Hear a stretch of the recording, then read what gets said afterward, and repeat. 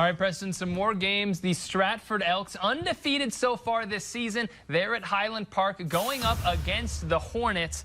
And the Hornets got behind early, need some juice, and Elias Torres gives it to them here for the first down run. They go back to Torres, but not so lucky this time as Trip Hudson with a monster hit to force the incompletion. Elks take over, and Trayton Smith takes the ball. Look at this run, a mean run from him. Breaks one tackle and another and another.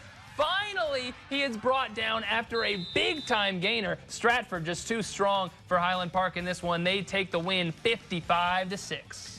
Elsewhere in that same district, Panhandle and Sanford Fritch going at it in Panhandle. The Panthers coming off a 65-0 win. They get off to a hot start tonight. Broxton Robinson to Wesley Keeler on the crossing route, and he takes it all the way to the 10 before he gets pushed out. That would set up this play where Broxton Robinson takes the snap, keeps it himself. He takes this in for 6. The Panthers are up big now, and before you know it, they're back on the goal line. Everybody expects a QB sneak, but a rush from Rush Walterscheid, living up to his name, rushing into the end zone to tack on to the Panthers' lead in that game. They win 74-0. They've now outscored their last two opponents 139-0.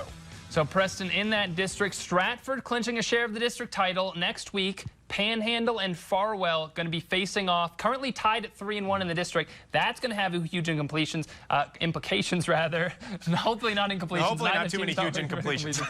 But that one's going to be big time, probably for second place, assuming Stratford wins next week, but can't assume anything. Let's take a look at some of the other scores.